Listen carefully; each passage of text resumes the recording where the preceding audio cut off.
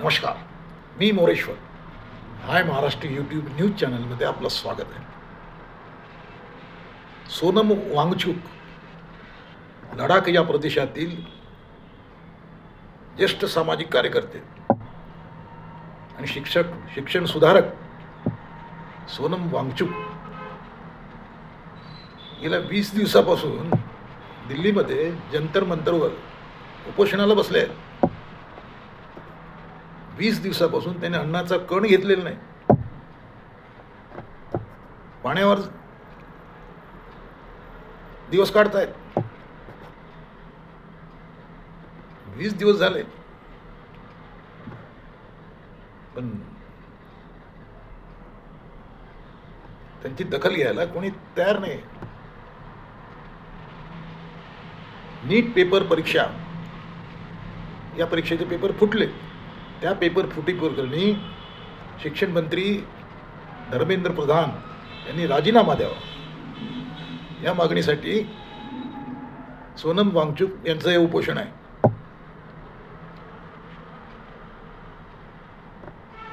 आता मुळात यांची ही मागणी कितपत बरोबर आहे याचाच विचार झाला पाहिजे. एकेकाळी साधा रेल्वे अपघात झाला तर तेव्हाचे रेल्वे मंत्री लाल बहादूर शास्त्री यांनी राजीनामा फेकला होता. आता ते नेते राहिले नाही, ते राज्यकर्ते नाहीत आणि ते कार्यकर्ते नाहीत. त्यामुळे अशा हवेत सोनम वांगचुक यासारखा ज्येष्ठ कार्यकर्ता उपोषणाला बसतो तेव्हा त्याचं गांभीर्य कुणाला आहे?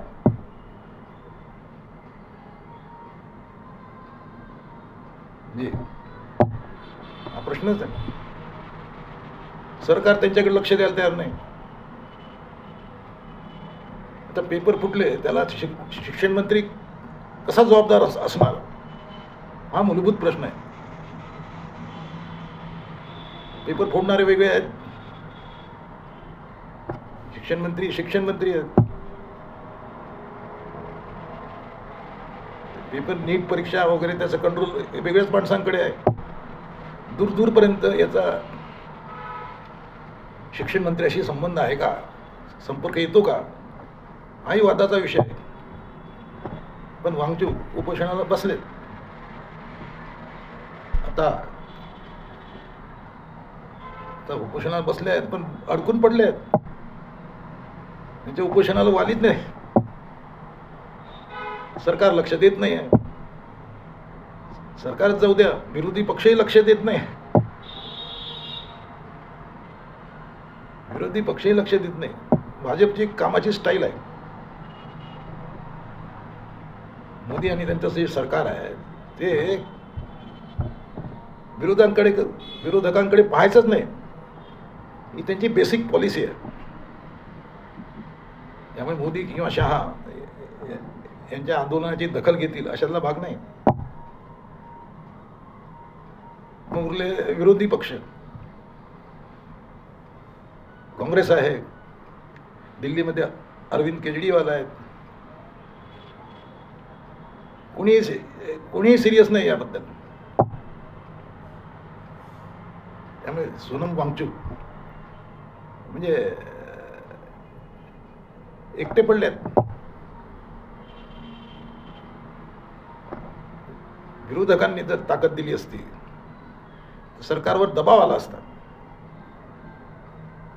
पण विरोधक रस्त्यावर उतरायला तयार नाहीत. म्हणजे तुम्ही 10-12 वर्षापूर्वीचे दिवस आठवा, अण्णा हजारे यांचं उपोषण आठवा. त्या काळात सामान्य माणूस मेणबत्त्या घेऊन अण्णा हजारेंच्या आंदोलनात उतरला होता. सिनेमावाले उतरले होते. बाबा रामदेव, किरण बेदी वगैरे वगैरे. त्यामुळे त्यावेळी सरकार प्रचंड टेन्शनमध्ये होतं. दखल घ्यावी लागली. अण्णा हजारेंची. अण्णा हजारेंचं म्हणणं होतं की भ्रष्टाचाराविरोधात, भ्रष्टाचार खणून काढण्यासाठी लोकपालाची नेमणूक करा. लोकपाल पाहिजे. लोकपाल शेवटी मिळाला. मग आता लोकपालही आहे आणि भ्रष्टाचारही आहे. नुसतं आहे नाही, भ्रष्टाचार वाढला आहे. भ्रष्टाचाराचे दर वाढले आहेत.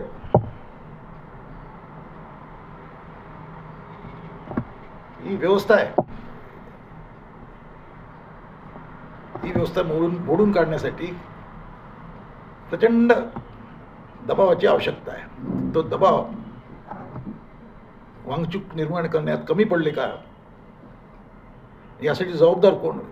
विरोधी पक्ष जबाबदार आहे का? काँग्रेस पक्ष काही बोलायला तयार नाही, म्हणजे रस्त्यावर उतरायला तयार नाही. आज दिल्लीमध्ये काँग्रेस आणि केजरीवालांची ताकद आहे.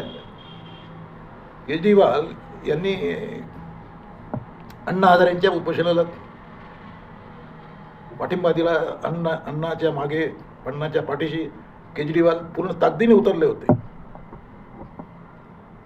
मनमोहन सिंग यांच्या काळातलं ते आंदोलन आहे पहा. भाजप त्या काळात त्या आंदोलनात सारखा तेल ओतत होता. आज कोणीच मैदानात नाही.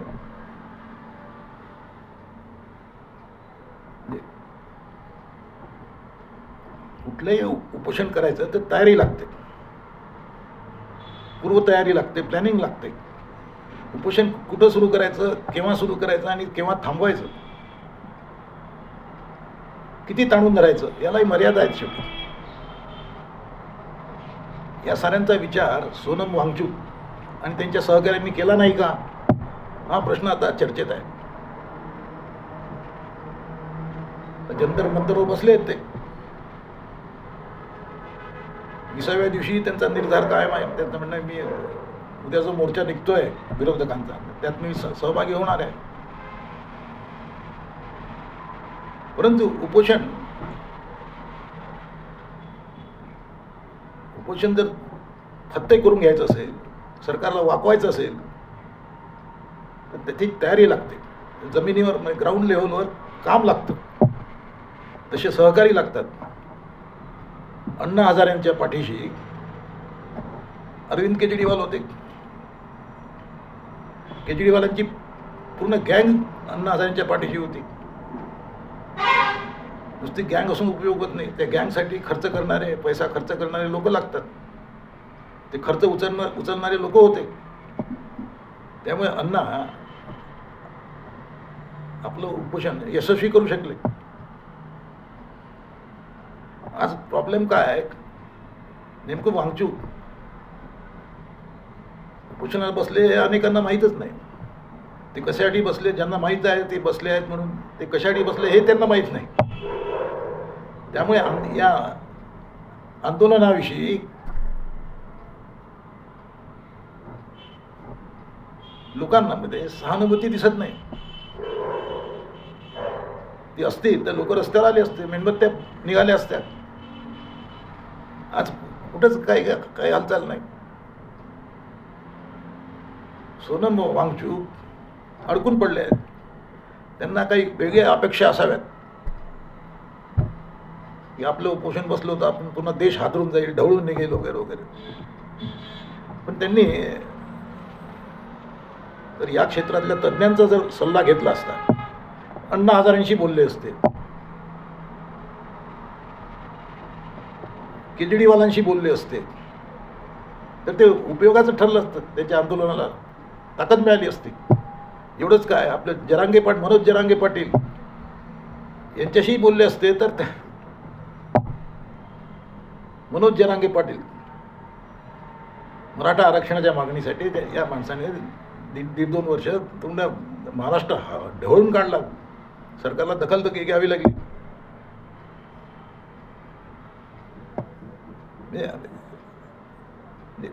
हे जरांगे पाटलाला हे सहजासहजी जमलेलं नाही.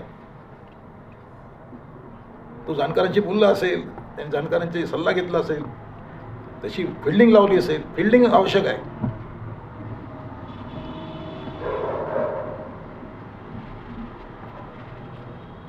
अन्न हजारेंच्या आंदोलनात जे लोकपाल नावाचं गारुड उभं करण्यात आलं होतं, तसं हे पेपर फुटीचं गारुड उभं करण्यात वांगचूक कमी पडलेत का? त्यामुळे त्या आंदोलनाची धग सरकार म्हणजे दिल्लीमध्ये सरकारला झळ पोचत नाही का? आता संसदेचं अधिवेशन 2 दिवसावर आलंय. सरकार आता तरी कसं पाहते? कारण सध्या म्हणजे याच्या जीवावर बेतली आहे. 20 दिवसाहून माणूस अन्न खाल्लेलं नाही. तब्येतीचा मामला आहे, काही होऊ शकते. त्यामुळे पण भाजप लक्ष देणार नाही. तुम्ही लिहून ठेवा, भाजपची कामाची स्टाईल वेगळी आहे. त्यामुळे आता काँग्रेसला आणि खास करून राहुल गांधींना, अरविंद केजरीवालांना, तिकडे ममता बॅनर्जी वगैरे या लोकांना आता मैदानात उतरावं लागेल आणि वांगचूक यांची लढाई स्वतःकडे घ्यावं लागेल, तरच काही निष्कर्ष हाती येऊ शकतो. तुम्हाला काय वाटते? कॉमेंट करा. नमस्कार.